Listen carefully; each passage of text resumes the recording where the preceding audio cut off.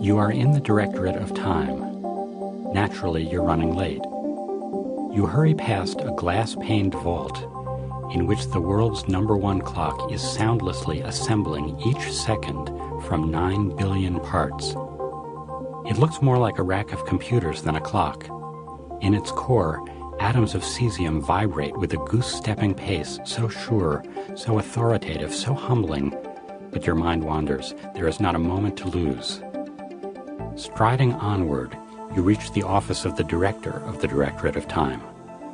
He is a craggy, white-haired man called Gernot M.R. Winkler. He glances across the desk and says, "We have to be fast."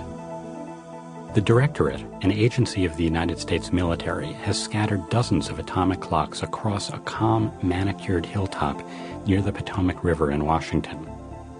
Armed guards stand watch at a security gatehouse down below, mainly because the Vice President's residence occupies the same grounds.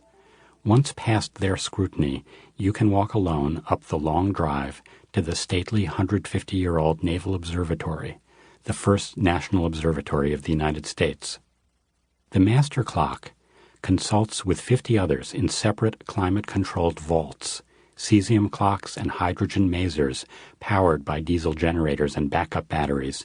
They check off the seconds as an ensemble and communicate continuously via fiber optic cable with counterparts overseas. The clocks monitor one another. Their output is statistically merged worldwide outside Paris. The American contribution is the largest. The result is the exact time. The exact time, by definition, by worldwide consensus and decree. The timekeepers at the Directorate like to quote the old saw. Winkler quotes it now. "A man with a watch knows what time it is. A man with 2 watches is never sure." Humanity is now a species with 1 watch, and this is it. Through most of history, time was fixed by astronomical reference points. The Earth spins once, call it a day. No more. The absolute reference has shifted from the stars to the atomic beams in their vaults. Particles are steadier than planets. Never mind the uncertainty principle, it's the heavens that cannot be relied on. Stars drift, the Earth shivers ever so slightly. With the oceanic tides acting as brakes, the planet slows in its rotation by fractions of seconds each year. These anomalies do matter in a time-gripped age. To compensate, the official clocks must every so often perform a grudging 2-step, adding an odd second, a leap second, to the world's calendar. Most often leap seconds are inserted at the close of December 31st. Elsewhere, astronomical observatories, television networks, and time-obsessed computer users make an adjustment to catch the leap second. Observatories have been known to get the sign wrong, ruining a night's skywatching with the difference between +1 second and -1. As the Earth continues to slow, leap seconds will grow more common. Eventually we'll need one every year, and then even more. Scientists could have avoided these awkward skips by choosing instead to adjust the duration of the second itself. Who would notice?